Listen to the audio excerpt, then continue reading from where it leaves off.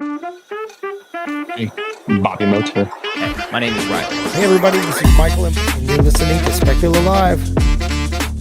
All right, everybody, welcome to the newest episode of the Speculo Live podcast. We're so excited to be here. Obviously, the Christmas season is here, and I hope everyone is having a good year. I hope that you've all done your planning for 2026 already. If you haven't, that's okay, because I think this episode is going to be really important for you as you look at your planning and moving forward. Christmas is all about human connections and the things that come with that. Obviously, spending time with family, reaching out to clients, thanking them for the relationships they built with you this year. And I had a chance to meet our current guest, Laura Ebert, when we were in Orlando for the Real Conference. It just happened to be human connection that we were having conversations at separate tables, but instantly you could tell that the energy that Laura brought dictated something that was just a little different that you don't see much anymore in the current age. Everyone's so focused on technology and AI.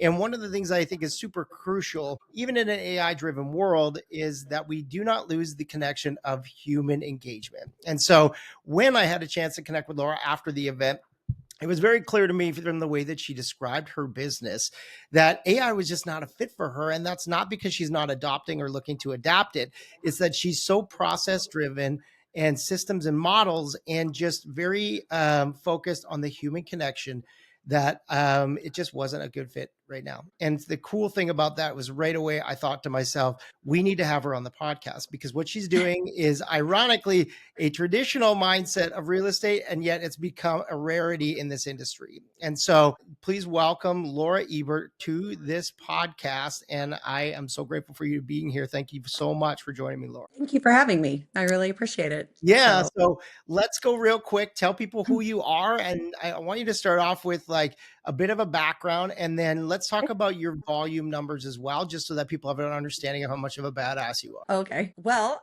I don't know how far we're going back.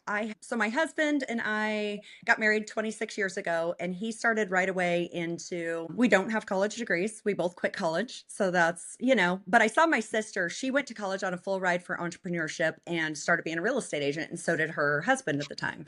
And so I was like, and I saw her doing really well and taking lots of trips. I went the other route. I wanted to be a stay-at-home mom. So I had 4 kids in 5 years and killed it that way. I basically got to stay home and it was a blessing. We didn't have any money. And my husband was doing spec homes, flip homes, remodels, whatever he could do. He worked at Mead Lumber he was actually carrying sheetrock at the time we first got married, and then got up to contractor salesman, and actually had gotten to the point that he was the number one Mead salesman, contractor salesman, but they wouldn't give him more than $30,000 because he didn't have a college degree. And we were like, he's like, do you want to be done? And I said, well, we don't have any money anyway. Let's go ahead and quit. I don't care. So anyway, he quit. We had a little baby at the time, a 4-month-old, and we started out on our journey of entrepreneurship. Actually, my parents were in Amway. I grew up helping with their businesses, and they had the Greyhound business. They were like the number one Greyhound breeders in the world. I grew up on a Greyhound farm of 500 Greyhounds in Abilene, Kansas. And so we both grew up on farms. He grew up not making any money. I made about $1 an hour walking dogs, and then I made $2.25 an hour. By the time I was 18, my parents didn't want me to go to college, and they were like, no, run our businesses, because I was already running them since I was 13. So I was like, no, I think I got to get out in the world. Found my husband. We only went to school for about 1.5 years.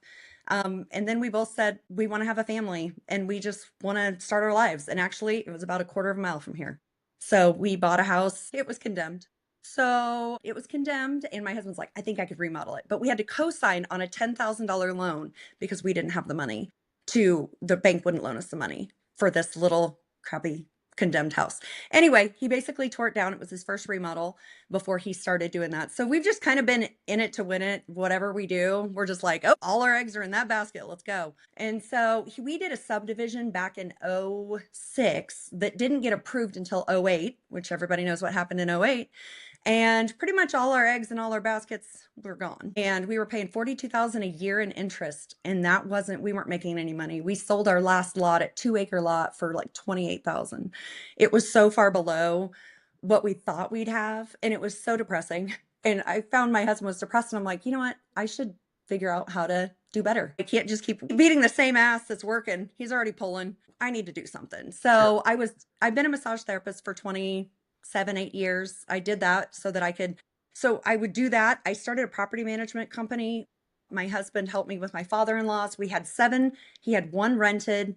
At the end of a month, I had 7 rented, and pretty much most of them have stayed the whole time. So I realized I was really good with people, and I could keep all the books, and I love that. All my contracts have won in 3 court cases because I wrote my own contracts for the state of Kansas, and so for rentals. And so we have quite a few rentals, and that's kind of how we started. And then we bought so what happened? So we bought our first rental back after we had lost our rentals in 2012. We had lost our only rental we had. And then we bought one in 2018. Yep, that's when I started real estate. And I woke up one morning and I said, I need to become a real estate agent. And he's like, then go get it. And I never looked back. I got my license that year in May. I sold $4,500 gross that year. Not much, because the houses were like 67,000. They were like, oh my God, they were terrible. But I thought I would just sell his stuff. At the same time, he transitioned from I'm going to build new homes to I'm going to do rentals. I'm like, oh my God, okay. So, and we bought a trailer park in November of 2014, I think. And so it was 2015. So the interesting part is that they used me. That was my second year in real estate in 2015, and I'd made 35,000 gross. And it wasn't very much, but they were like, I guess at the round table at the bank, they were like, Laura's going to be good at real estate. And now the pressure was on. All I wanted to do was make enough money to take my kids on a few trips and to have money for groceries. And then I'm like, oh God, they expect me to do well. And that was a lot of pressure. And so then I just kept learning from the company I was in. I tried a couple different partnerships, which were not good for me, but I learned a lot. I gleaned a lot from those relationships, but I wasn't making the money and my name wasn't on any listing. And then I moved to Real in 2000, but I finally gotten out of that relationship. But once my name after 2018 got on listings, people were like, oh my God, she sells houses. And so I started getting a lot of different companies coming to me going, we want your book of business. Well, how I started my book of business was I went to every one of my kids' sporting events. My son played football. I never missed a Friday night. I never missed a game. I coached their teams. But like people came to me because they were like, oh, we know her, because it was the human connection, right? Like, oh, you sell real estate? Oh my gosh, could you come look at my house? So most of my big year was when I was watching my son play football, and I'd have people come up and find me in the stands at football games, and they're like, hey, I'm thinking of selling. And I'm like, okay, let's talk on Monday. Call me. And so I would always be present with my kids. And then they knew that that was important to me, that family came before anything else. My husband, my family, it's God family business. And so they knew that I would take care of them like I take care of my family, that when I'm in relationship with them, that I'm in relationship with them. When I'm under contract with them or when they sign a buyer's agency, they know that they can call me anytime. Now, I set boundaries. Hey, I'm kind of done by 6 or 7, unless we're writing an offer, unless we're doing something like this weekend. It was my husband's gift to me, and I wrote 3 offers, and you got to accept it. So, but he also understands that when work is, when he has a lot of farmer sayings. So it's like, when the sun shines, make hay. When the work is there, you do it. So also he's very forgiving of me being able to work, and he knows I have to do that, but I've been better in the last couple of years about putting it down. So I pick it up and I put it down. So like every night, like my coach in real estate, so the best thing that we ever did was time blocking, and just I said my goal this next year, and this was a couple of years ago, is to be done by 6 p.m. and not work weekends unless I have an open house. And she goes, let's do it. So I figured out how to double my business by taking more time off, because I was more focused during the hours that I'm working. And when I'm working, I'm working. And when I'm not, I'm present with my family. So I felt like, present with my clients when I'm with them. Like I have my phone on silent. I have a watch, which has been the best thing ever.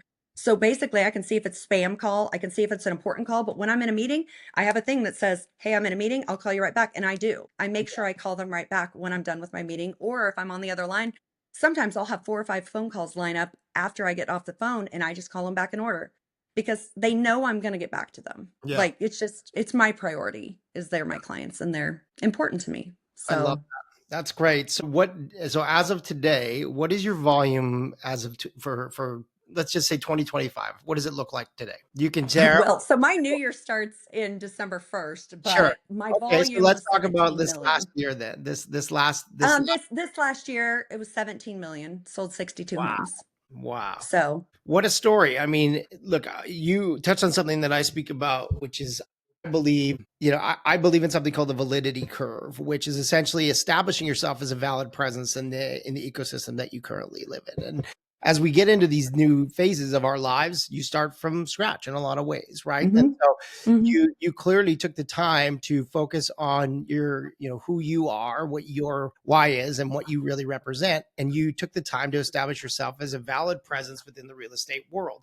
And I always believe that to be like a curve that goes up, right? You work and climb up that hill to get to that point at the very top. And suddenly you're being approached at football games and people see you as this valid resource for real estate opportunities. And you worked hard to get there. Every marker there that you just shared is a mark up on that hill that you're climbing to get to the top. And once you reach that top, the validity starts and it pushes all the way down. Now, it's not an easy down by any means, but it gets you to that place where now you've now become a valid source for people. And I think that that's great. What a great story to tell, because I think that's an important thing that people don't realize is they expect to turn on the real estate button tomorrow and everything's just going to happen. The work doesn't necessarily need to come. But clearly you put in the time, effort, and you took, the situations that happened to you before, put those in your bank and use them as tools to climb that validity curve to where people were now approaching you organically. Yeah. I love that. You build your business on trust and depth over volume. And I love that. How do you decide which clients you'll work with and what impact has that had on your brand and your life? So I would take pretty much everybody for a long time, that anybody who approached me, like friends, referrals, sphere, people who know, like, and trust me. If it's a source where they know, like, and trust me already, they're not going to, because I feel like sometimes, and I hate to throw the name out there, Zillow, or I did those leads and I actually had a high, I can't even think of the word, but anyway, where I got a lot of those people under contract and then they would work with me again. But I realized my best sources and my easiest contracts were the people who had worked with me before. I do a lot of resale, like, of people who've been my past clients. Almost every document I do now, they're past clients and friends. I always put and friends because I stay in touch with them over the years. And it's one of those things. It's not over the years. It's literally every month. Or they know that I also do remodels. I have a whole team of painters and a handyman that works for me full time now because I can keep them busy. And so I just kind of keep things in place, and people know they can call me if they are getting their house ready for next year, if they're getting it ready for in a month. So when I go to list a house, it's never perfect. I hardly ever sign on that day. But I say, hey, 6 months to a year. And so they're kind of reminded, like, hey, if you're thinking about selling in the next year, let's get together. Let me look at your property so that way we can get the things in place we need to get in place, because it's all based on condition, price, and location. You can't change the location. And I've got my marketing done. So let's get the condition up for the price that we want. And so whether it needs, and then sometimes they have an idea and I'm like, ooh, I wouldn't do that because it's not going to bring any more value to your home. That's a big expense. Also not needed. Not needed, not needed. And then sometimes I'm like, hey, but if you can't paint it, or if you can't change the color of your outside garage door, or I have a lot of I had this one house and I'm really proud of it because it was probably 5, 6 years ago.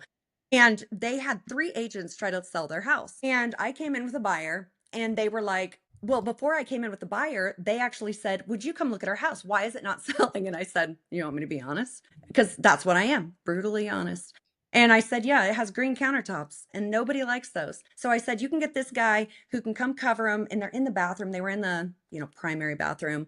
And so we had him covered and I had a full price offer for him. So he listed with me. We got him covered to a brown. They're still that color.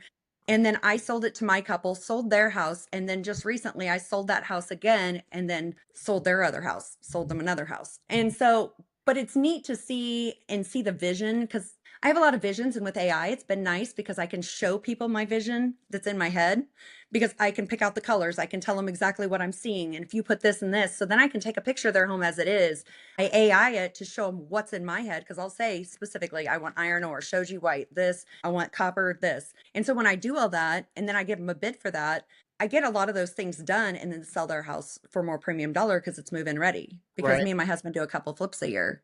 I feel like I'm an all-encompassing realtor. It's not just going into a house and signing. It's about, let's make the smartest decision for you with the money that you have. Because this is very important. Some of it's the only time they'll ever sell or buy. Now, I've sat at the closing table for 25 years because we bought and sold for so many years. So I understand how that gets your anxiety up. I understand that it's a big deal. because it's sink or swim. I think people who don't own, or realtors who just think, oh, it's just easy money and oh, you play the game. It's not a game. It's somebody's life. And I take it very seriously. Love it. Yeah. Yeah, that's fantastic. And I love how you threw in the AI, that it's a different way to use a tool, but I think it's a super valuable tool that you can use, and you use it within the context of your models, right? That's how you represent. You're like, okay, if we need to, as you say, condition, price, location, we can't change the location. So let's change the condition. Using AI is a strong position to take. I think that's a great idea. Hey, here's my crazy idea, my crazy vision. If you like it, great. If not, let's work through that. That's amazing. So one of the things that stood out to me too about your business, obviously a lot of the clients that come to us have a really robust database that they just know nothing about, right? One thing that stood out to me was that your database is actually very sphere focused, and it's not overly aggressive in size. And so, a lot of agents, they chase bigger databases and follow-up campaigns. Why have you chosen the opposite path? And how has it led to stronger referrals and loyalty by just focusing on that smaller database? What I would say, I saw this meme one time when I was trying to throw mud at the wall, is what my husband would say. And I saw this meme that has a husband holding his wife's hand and he's looking back at tail of another woman, a girlfriend, Oh, right. and it said new client. Yeah. And then it said your current clients. Yeah. And it said, you're always looking for something else when you have something really amazing right here. You have amazing people who know hundreds of people right here. So treat them well. Yes. And I just always felt like if I treat these people well, and when I started looking back at my numbers, it was always past clients who referred me or past clients who decided to work with me again. That is my biggest source of business. So why would I not just do amazing with like 300 people? Because those people, and then some of them are like my hairstylist, some of them my lawyer, my title reps. So I treat them as though they're already my clients, and then they're easier to work with during transactions. They're kinder. They also have a personal relationship. I've gone to lunch with most of them, so that way we know each other very well. So when I need something done, the other day I had a sewer issue. And well, I sold the city engineer a house, and we've stayed in touch and we're friends. And it's about 10 years ago. Anyway, I called him and said, hey, I got an issue. Is there any way, because Evergy put a thing over the top of a sewer, and can we get that changed with the city? And he goes, oh, I'll make a phone call. And it was funny because like 3 or 4 plumbing places, they called me back and they were like, who do you know? Who does that realtor know? Because they bypassed everybody at the city and went right to the top and got somebody there that day. And I was like, it's more about nepotism. It's more about who you know. It's not what you know. It's like Henry Ford, it's who you know and how to make those relationships. And then those relationships come through for you. So that's really how I've chosen. And I realized I didn't want to act like I was their best friend and then not be one of their good friends. Yeah, I love that. That sticks, it's, again, to your core belief in your why, right? Of the culture of who you are. The other, so to roll into that, so then you use really unique things that to some they do similar engagements with their database, but there's some things you touched on that I thought were super cool, and we kind of touched on it before we started.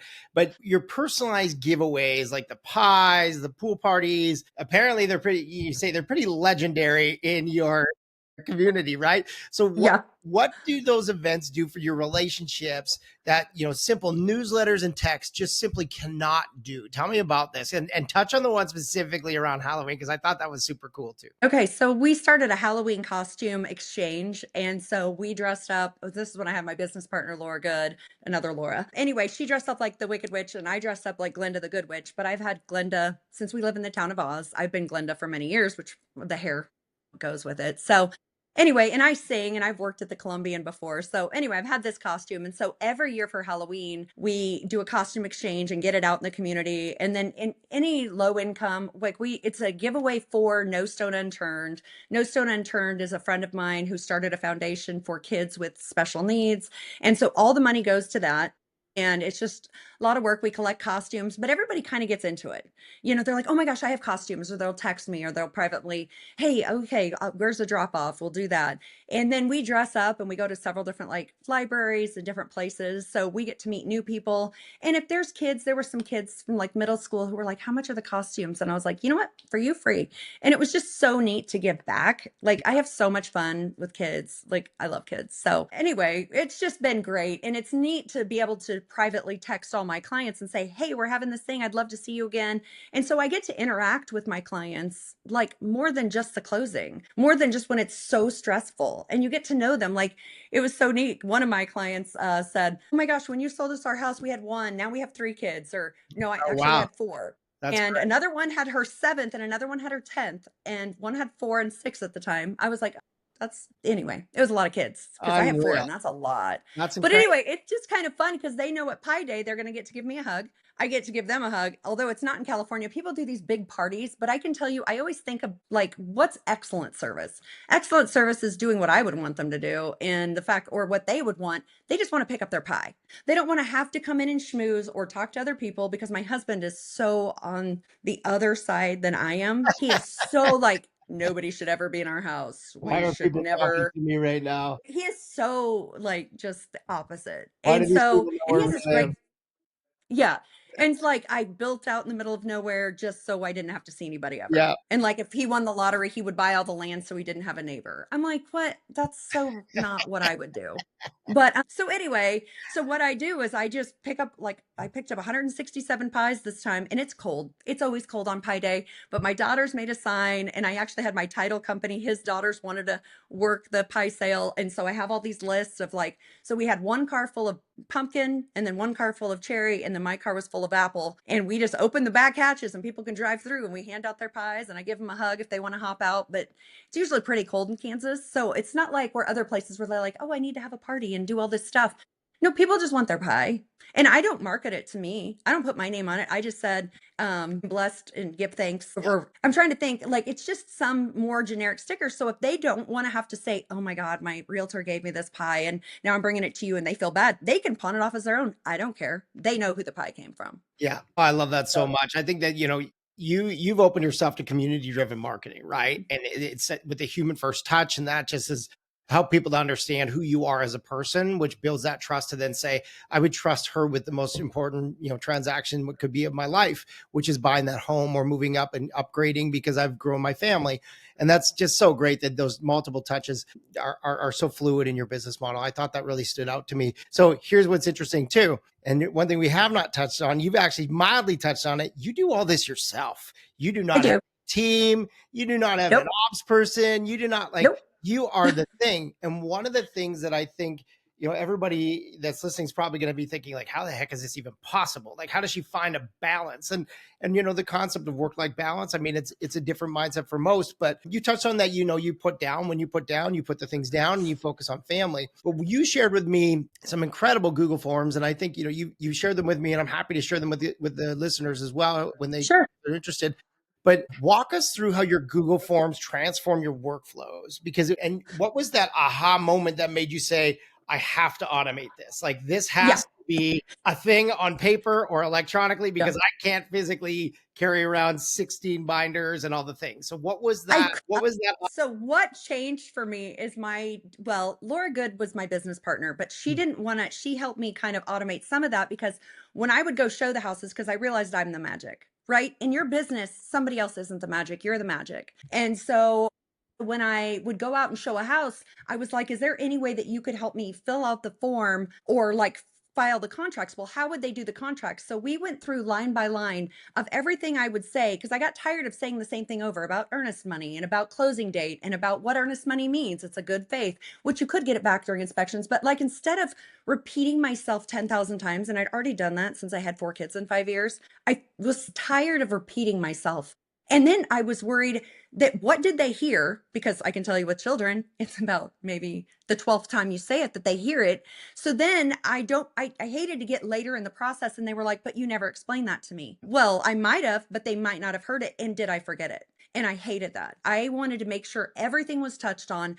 I didn't not say the thing. And so I even have one for unrepresented buyers. So if somebody comes to my open house and they want to make an offer, but I represent the seller, because I never go to transaction broker because I stay with my sellers. And I say that to them from the very beginning. This is why I charge what I do, because I will never leave you. And I've actually won in a court case. I helped them win because the buyer walked. Yeah, they couldn't because everything that I had said unrepresented buyer. I did the whole process. Their loan wasn't disproved, all this stuff. So I went back to my sellers and said, you don't have to sign a cancellation. You can call this lawyer. And they closed.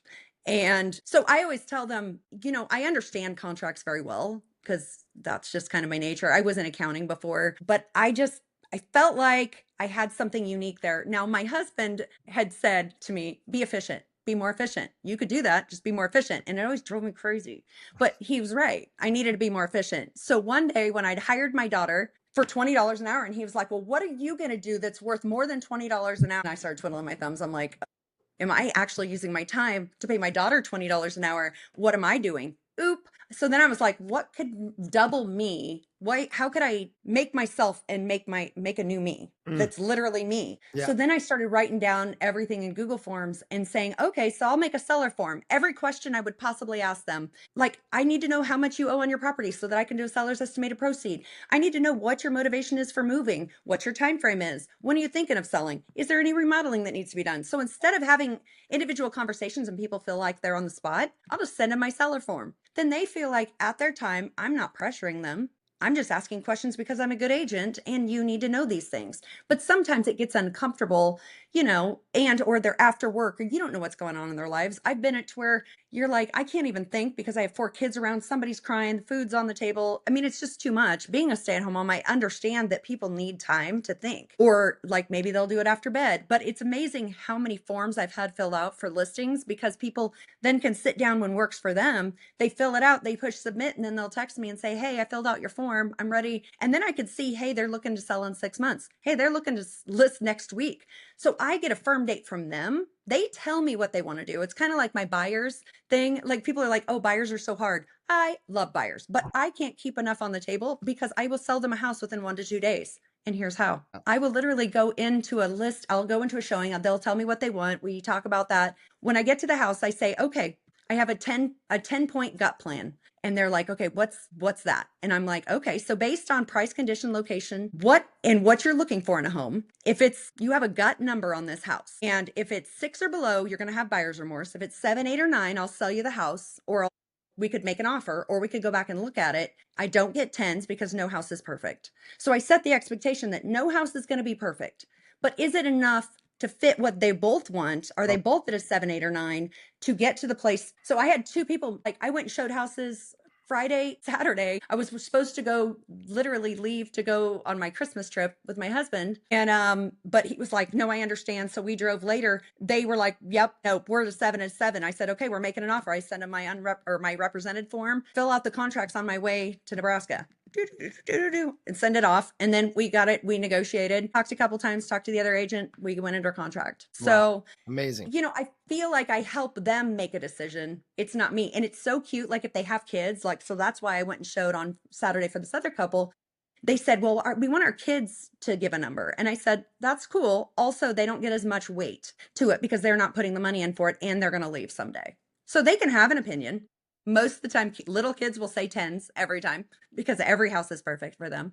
They just want a new house. And then high school kids, they might do a little better, but they're always pretty selfish on what they want. Absolutely. Right? Yeah. And they always want the master bedroom. And you're like, okay, that's not going to work out for you. But it's just kind of fun because once I started doing the numbering system, so I had a banker who owns a lot of banks. And he had called me. He goes, I know a lot of, and it's all about relationship. He knows every realtor out there, but he's really good friends with my husband. And he said, well, I know we want to buy this house. We already went and looked at it, but we want you to make the offer for us. And I said, cool story. Also, I'm going to make sure you see 3 houses. And he goes, why? And I said, because I wouldn't be a very good agent if I didn't show you what's out there, so that way, when you make the decision to buy this one, you are going to feel like confident that I did my job. And he's like, okay. So we went and looked at that house and they both said 8. So I did my numbering system. They both said 8.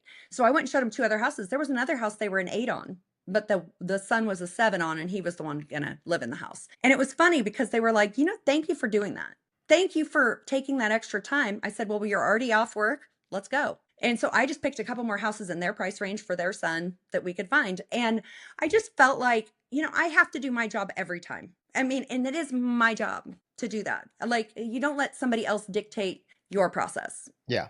I dictate my process. I think that's great. I think one of the things that I think is really important is that you are one of the few agents I know that you raise your standards and that impacts your commissions in an incredible way. And I think after, all the larger nationwide lawsuits and everything that came through, a lot of realtors were fearful of like their commissions going down. And the reality is like there's a connection between your commissions and the value you bring. And clearly you emphasize, everyone needs to hear that you need to unlock your value to maintain and grow your commissions. And you bring that at an exceptionally high level, right?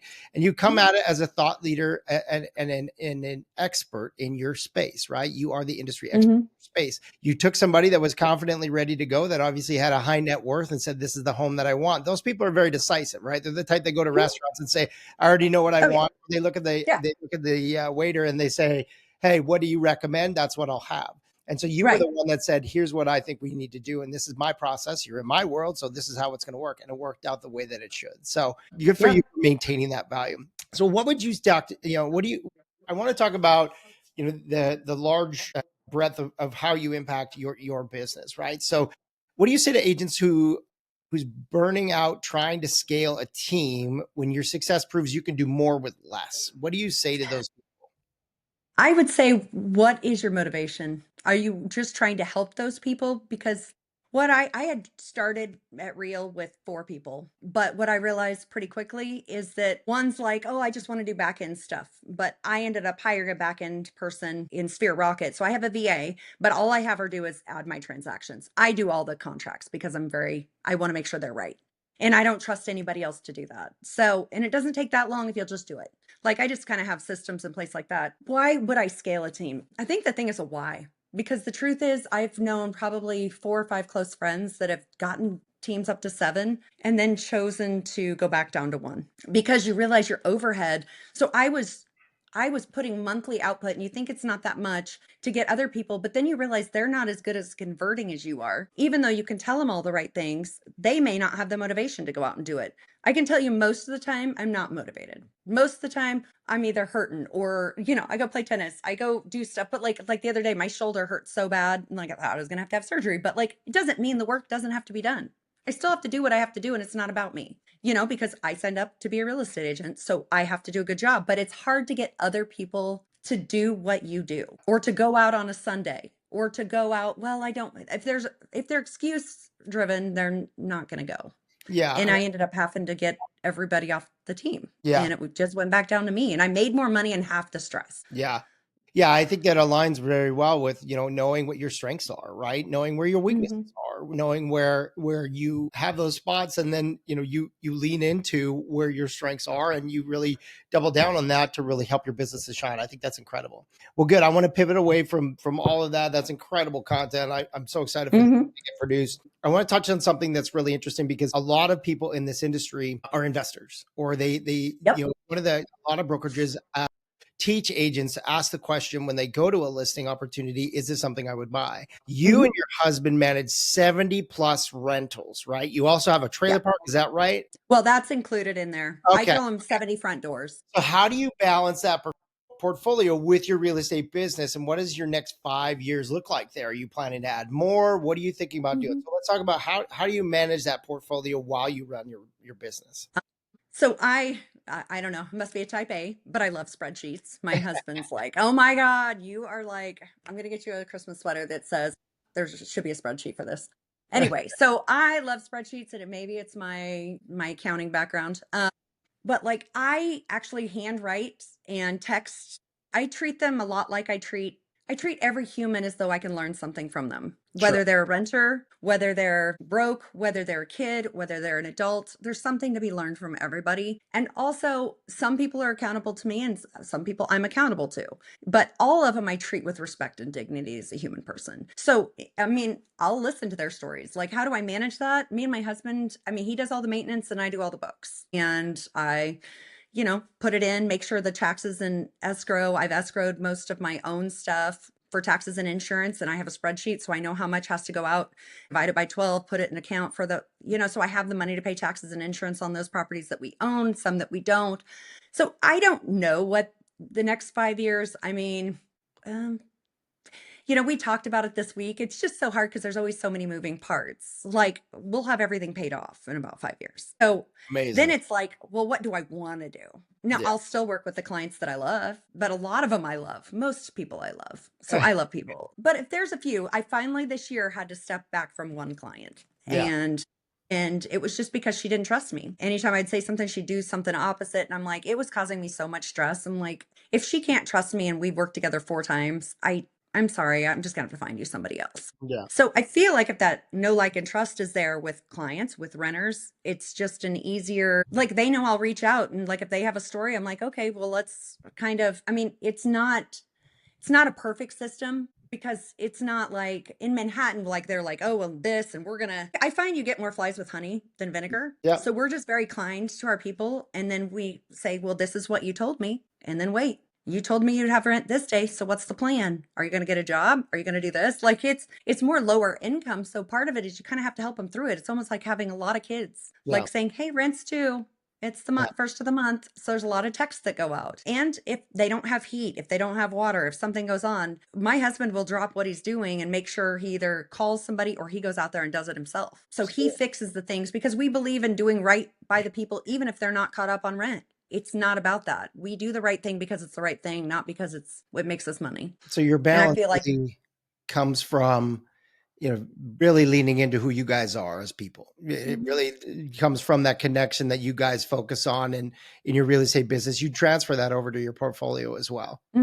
That's amazing. because it says more about me than it says about them. Like we've never raised our voices, but my husband in 27 years has never raised his voice to me because he doesn't believe in that. He believes, there's always and I think everything's figure outable, even if the answer is no, there's still an answer when we don't have to get upset about it. It's just the answer. It's more black and white and there's less emotion tied to it. And it was funny because I've gone through a lot of therapy the last few years. All my kids are adults and it's fine. A lot of new words like boundaries and things like that.